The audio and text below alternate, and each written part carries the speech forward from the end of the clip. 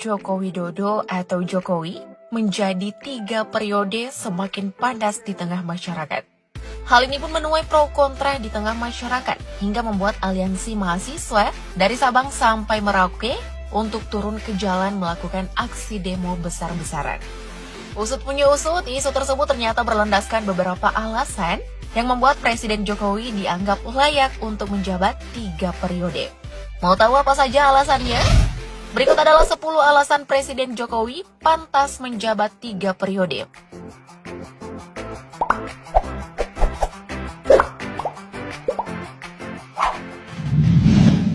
Tuan rumah Asian Games 2018. Sejatinya Indonesia bukan negara yang awalnya ditunjuk sebagai tuan rumah Asian Games 2018. Namun Indonesia mendapat kehormatan untuk jadi tuan rumah setelah Vietnam mundur akibat masalah keuangan. Tidak ingin menyanyiakan kesempatan yang ada, Presiden Joko Widodo pun mengiyakan hal tersebut.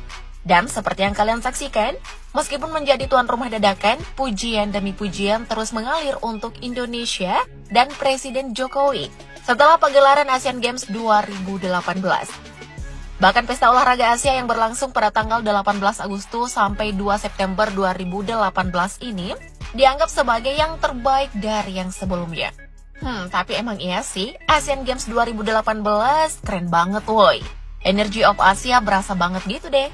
Bahkan kesuksesan pagelaran Asian Games 2018 mengantarkan Indonesia secara resmi untuk mencalonkan diri mengikuti bidding tuan rumah Olimpiade 2032.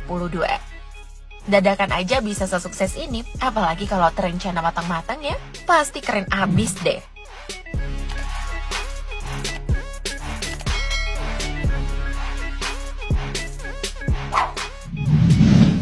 Asian of the Year 2019. Nah, buat kalian yang belum tahu, penghargaan ini merupakan penghargaan tahunan yang diberikan untuk menghormati seseorang atau lembaga yang telah memberikan kontribusi signifikan bagi masyarakat, bangsa, bahkan berdampak pada Asia. Dan Presiden Joko Widodo adalah orang ke-8 yang dianugerahi penghargaan Asian of the Year 2019. Tepatnya pada tahun 2019 lalu, Presiden Jokowi mendapatkan penghargaan tersebut oleh media Singapura, The Straits Times. The Straits Times melihat perjalanan karir Presiden Jokowi dalam 5 tahun terakhir, termasuk saat dirinya terpilih kembali menjadi presiden untuk kedua kalinya. Sudah diakui tingkat Asia. Apakah kalian masih meragukan kinerja dan kemampuan beliau?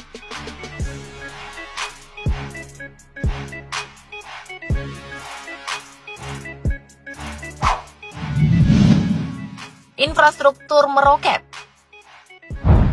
Setelah resmi mengambil alih tahta kepemimpinan tertinggi di Indonesia dari Susilo Bambang Yudhoyono pada Oktober 2014, Presiden Joko Widodo memang begitu giat membangun infrastruktur. Berbeda dengan beberapa presiden sebelumnya, pembangunan infrastruktur di era Pak Jokowi terbukti sudah lebih menyeluruh atau Indonesia sentris. Lantas sudah berapa banyak infrastruktur yang dibangun Pak Jokowi sejak menjadi orang nomor 1 di Indonesia? Dilansir dari situs CNBC Indonesia, Pak Jokowi setidaknya telah membangun sekitar 6.240 jalan tol dan bukan tol, 124 pelabuhan baru, 15 bandara baru, 38 ekspansi dan perbaikan bandara lama, dan sekitar 82 bendungan yang ditargetkan rampung pada tahun 2024. Jadi, udah pantas belum Pak Jokowi disebut sebagai Bapak Infrastruktur? Komen di bawah dong.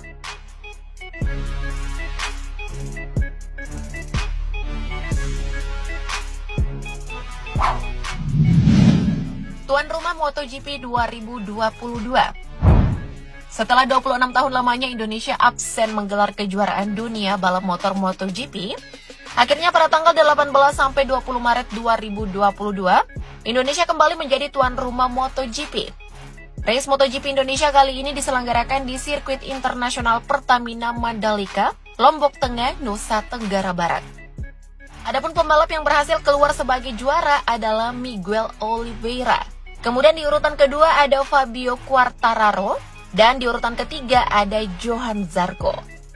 Trofi kemenangan ini pun diserahkan langsung oleh Presiden Joko Widodo. By the way, siapa nih yang nonton langsung di sirkuit Mandalika? Komen di bawah ya.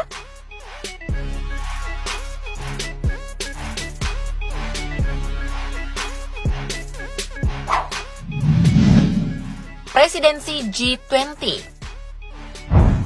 Nah, buat kalian yang belum tahu, Group of 20 atau G20 adalah sebuah forum utama kerjasama ekonomi internasional yang beranggotakan negara-negara dengan perekonomian besar di dunia, terdiri dari 19 negara dan satu lembaga Uni Eropa.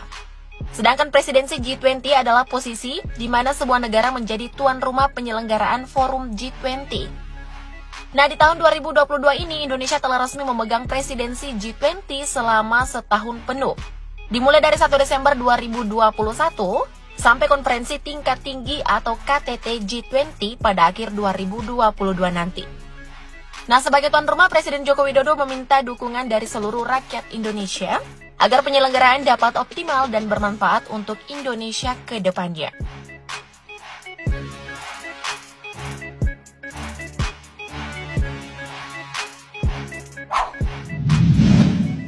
Ibu kota negara baru. Setelah menjadi wacana dalam beberapa periode kepemimpinan, akhirnya di era kepemimpinan Presiden Joko Widodo, pemerintah resmi mengumumkan akan memindahkan Ibu Kota Negara atau IKN dari DKI Jakarta ke Penajam Pasir Utara, Kalimantan Timur. Pemerintah bahkan sudah menyepakati bahwa Ibu Kota Negara baru diberi nama Nusantara. Pembangunan fisik IKN pun rencananya akan dimulai pada pertengahan tahun 2022. Presiden Jokowi menargetkan upacara Hari Ulang Tahun Republik Indonesia di tahun 2024 akan dilakukan di lokasi Ibu Kota Negara baru. Mimin jadi nggak sabar deh melihat wajah baru Ibu Kota Negara kita.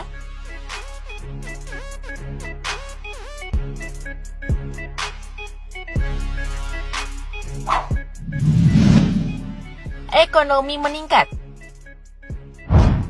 Tidak bisa dipungkiri bahwa pertumbuhan ekonomi nasional di era kepemimpinan Presiden Joko Widodo sukses mencatatkan rekor terbaru. Dilansir dari situs CNBC Indonesia, Badan Pusat Statistik melaporkan pada kuartal 2 2021, output ekonomi yang diukur berdasarkan produk domestik bruto atau PDB tumbuh hingga 7,07% jika dibandingkan dengan kuartal 2 2020. Capaian ini juga menjadi rekor tertinggi sejak kuartal 4 2004, sekaligus yang tertinggi sejak era kepemimpinan Presiden Jokowi. Wah, beri aplaus dulu dong. Semoga kedepannya perekonomian Indonesia terus meningkat ya. Amin.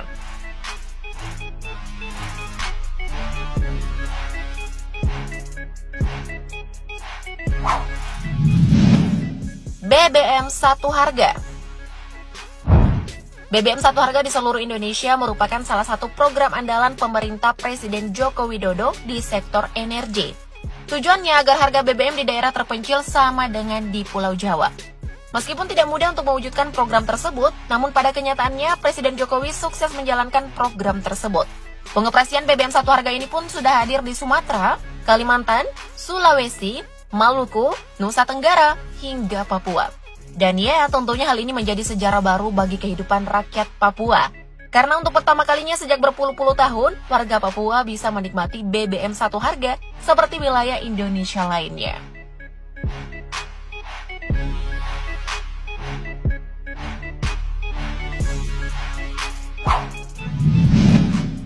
Ambil alih Freeport. Setelah puluhan tahun dikuasai oleh negara asing, akhirnya pada penghujung tahun 2018, PT Freeport Indonesia sudah resmi kembali ke pangkuan Ibu Pertiwi. Indonesia mengakuisisi PT Freeport Indonesia lewat holding BUMN Pertambangan, PT Inalum Persero, dengan nilai mencapai 3,85 miliar US dollar, atau setara dengan 55,8 triliun rupiah. Dengan usaha yang tidak mudah, akhirnya divestasi saham PT Freeport Indonesia menjadi 51% milik negara, terrealisasilah sudah. Wah, alhamdulillah ya. Upaya mengambil alih Freeport akhirnya membuahkan hasil. Dan sekarang, PT Freeport balik lagi deh ke pangkuan Ibu Pertiwi.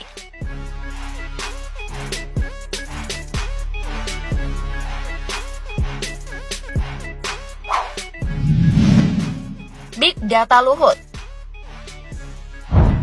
Beberapa waktu yang lalu, Menteri Koordinator Bidang Kemaritiman dan Investasi Luhut Binsar Panjaitan mengklaim bahwa pihaknya memiliki big data yang berisi aspirasi publik di media sosial untuk pemilu 2024.